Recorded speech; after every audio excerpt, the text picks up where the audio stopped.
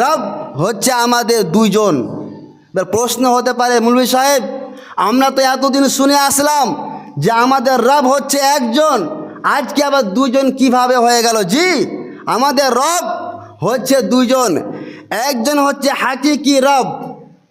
হাকিকি রব বলতে আমাদের যে স্রষ্টা আল্লাহ রাব্বুল আলামিন আমাদেরকে সৃষ্টি করেছেন, তিনি হচ্ছেন আমাদের হাকিকি মাবুদ, আমাদের হাকিকি স্রষ্টা। প্রত্যেক ছেলেমেয়ের দায়িত্ব হলো পিতামাতার সাথে সৎ ব্যবহার করা, সৎ আচরণ করা। তার কারণ আল্লাহ রাব্বুল আলামিনের ইবাদত করার সাথে সাথেই আল্লাহ রাব্বুল আলামিন নির্দেশ দিয়েছেন, আদেশ দিয়েছেন যে পিতামাতার সাথে সৎ ব্যবহার করতে হবে। এবং পিতামাতা যদি কোনো সন্তানের প্রতি যদি সন্তুষ্ট থাকে, তাহলে সেই সন্তানের প্রতি আল্লাহ রাব্বুল আলামিন সন্তুষ্ট থাকেন। আর যদি পিতামাতা যদি কোনো সন্তানের প্রতি যদি অসন্তুষ্ট থাকেন, নাখুশ থাকেন, নারাজ থাকেন, তাহলে ওই সন্তানের উপরে আল্লাহ রাব্বুল আলামিন নাখুশ হয়ে যান, অসন্তুষ্ট হয়ে যান, নারাজ হয়ে যান। ফলে আমাদের প্রত্যেকেরই কর্তব্য হবে পিতামাতার সাথে সৎ ব্যবহার করা, সৎ আচরণ করা। চলে আসি, আল্লাহ রাব্বুল আলামিন কোরআন মাজিদের মধ্যে বলেন, ওয়া'বুদুল্লাহা ওয়ালা তুশরিকু বিহি শাইআ ওয়া বিল ওয়ালিদাইনি ইহসানা। হে পৃথিবী মানুষরা শুনো, তোমাদেরকে প্রথমে আদেশ করা হচ্ছে ওয়া'বুদুল্লাহ, তোমরা একমাত্র আল্লাহ রাব্বুল আলামিনের ইবাদত করো। ওয়ালা তুশরিকু বিহি শাইআ, আল্লাহ রাব্বুল আলামিনের ইবাদত করার সাথে সাথে তোমাদের একটা কথা মাথায় রাখবে, ওয়ালা তুশরিকু বিহি শাইআ, আল্লাহর সাথে অন্য কাউকে অংশীদার স্থাপন করবে না। অর্থাৎ আল্লাহর সাথে অন্য কাউকে অংশীদার স্থাপত্য করবে না, অর্থাৎ আল্লাহর সাথে শিরক করবে না। এবং ওয়াবিল ওয়ালিদাইনি ইহসানান, তোমরা আল্লাহর ইবাদত করার সাথে সাথে তোমরা তোমাদের পিতামাতার সাথে সৎ ব্যবহার করবে, সৎ আচরণ করবে। চলে আসি, আল্লাহ রাব্বুল আলামিন নবী মুহাম্মদ সাল্লাল্লাহু আলাইহি সাল্লামকে সম্বোধন করে বলছেন, হে নবী মুহাম্মদ সাল্লাল্লাহু আলাইহি সাল্লাম, কুল তাআলাউ, হে নবী মুহাম্মদ সাল্লাল্লাহু আলাইহি সাল্লাম আপনি বলুন, মানুষদেরকে জানিয়ে দিন। কি কথা? এই কথা বলে, তাআলাউ, কুল তাআল, হে আমার উম্মতিরা তাআল, তোমরা এসো, মা হাররামা রব্বুকুম আলাইকুম, ওই কথার উপরে এসো যে কথা আল্লাহ রাব্বুল আলামিন অর্থাৎ তোমাদের স্রষ্টা তোমাদের ওপরে হারাম করেছে। সেটা কি? আল্লাহ তুশরিকু বিহি শাইআ। এক নম্বর হচ্ছে যে তোমরা আল্লাহর সাথে অন্য কাউকে অংশীদার স্থাপন করবে না, আল্লাহর সাথে শিরক করা তোমাদের ওপরে হারাম করা হয়েছে। এবং ওয়াবিল ওয়ালিদাইনি ইহসানান, পিতামাতার সাথে তোমরা সৎ ব্যবহার করবে। এবার তাহলে এই দুটো আয়াত দ্বারা বোঝা গেল যে আল্লাহ রাব্বুল আলামিনের ইবাদত করার পাশাপাশি আমাদের যেটা দায়িত্ব বা কর্তব্য হলো, বা আল্লাহ রাব্বুল আলামিন যেটা আমাদেরকে আদেশ করেছেন, সে কথাটা কি? পিতামাতার সাথে সৎ ব্যবহার করতে হবে। জেনে রাখুন, রব হচ্ছে আমাদের দুইজন। এবার প্রশ্ন হতে পারে, মৌলভী সাহেব আমরা তো এতদিন শুনে আসলাম যে আমাদের রব হচ্ছে একজন, আজকে আবার দুজন কিভাবে হয়ে গেল? জি, আমাদের রব হচ্ছে দুইজন। একজন হচ্ছে হাকিকি রব। হাকিকি রব বলতে আমাদের যে স্রষ্টা আল্লাহ রাব্বুল আলামিন আমাদেরকে সৃষ্টি করেছেন, তিনি হচ্ছেন আমাদের হাকিকি মাবুদ, আমাদের হাকিকি স্রষ্টা। এবং মাজাজি রব বলতে বোঝায় যে স্রষ্টা লালন পালন করে, অর্থাৎ আল্লাহ রাব্বুল আলামিনের পক্ষ থেকে যে পিতামাতা ছেলেদেরকে লালন পালন করে বলে পিতামাতাকেও বলা হয়েছে রব। অর্থাৎ পিতামাতা হচ্ছে মাজাজি রব এবং আল্লাহ রাব্বুল আলামিন হচ্ছেন হাকিকি রব। জি, চলে আসুন, আল্লাহ রাব্বুল আলামিন অন্য জায়গায় বলছেন, ওয়াকাযা রাব্বুকা আল্লা তা'বুদু ইল্লা ইয়াহু ওয়া বিল ওয়ালিদাইনি ইহসানান। হে পৃথিবীর মানুষরা শুনো, তোমাদের রবের পক্ষ থেকে, তোমাদের স্রষ্টার পক্ষ থেকে চূড়ান্ত ফয়সালা হয়েছে বা চূড়ান্ত ফয়সালা দিয়েছেন। কি কথা?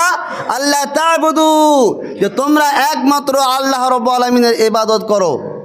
তার পাশাপাশি ওয়াবিল ওয়ালিদাইনি ইহসানান, তোমরা পিতামাতার সাথে সৎ ব্যবহার করো।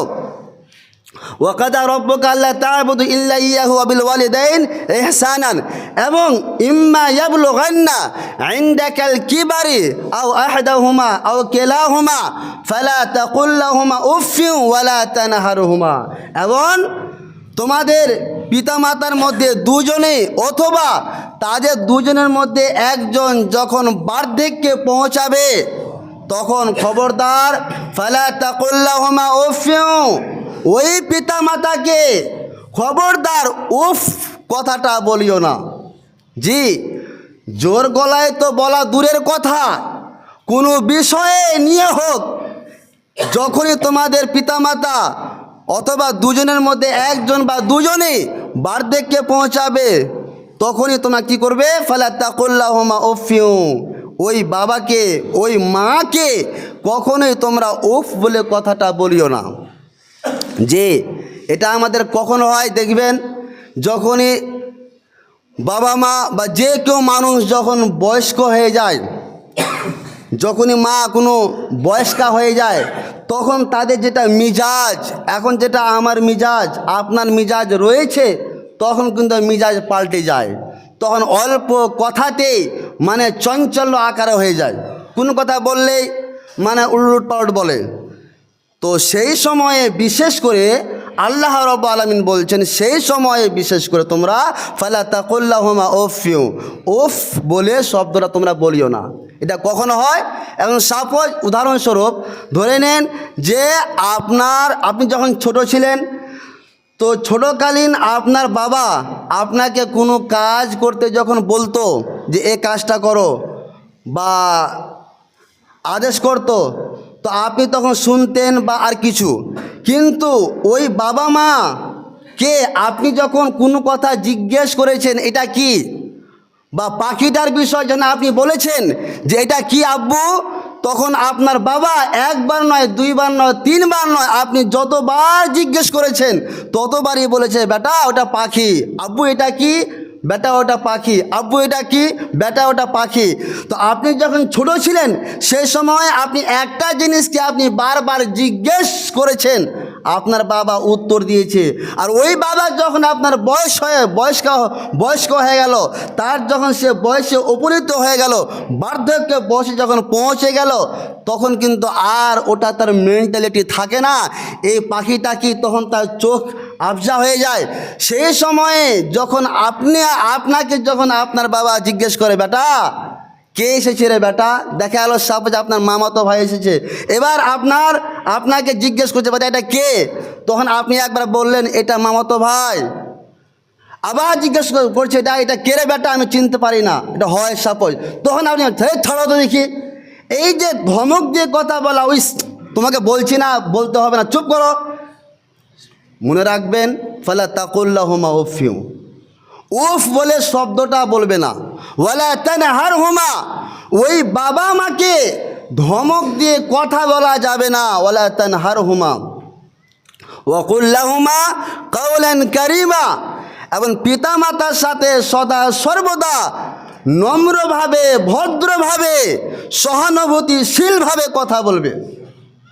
ওয়া কুল লাহুমা কাওলান কারীমা ওয়াখফিজ লাহুমা জানাহা যুল্লি মিনার রহমাতি, এবং চতুর্থ নম্বরে আল্লাহ রাব্বুল আলামিন আদেশ করছেন যে রহমতের দৃষ্টিতে, করুণার দৃষ্টি পিতামাতার দিকে ঝুঁকিয়ে দেবে, অর্থাৎ পিতামাতার সামনে সহানুভূতিশীলভাবে চলবে, মাথাকে পিতামাতার সামনে ঝুঁকিয়ে দিয়ে কথা বলবে, উঁচু করে নয়, সদা সর্বদা পিতামাতার সামনে মাথা নত থাকবে, উঁচু থাকবে না।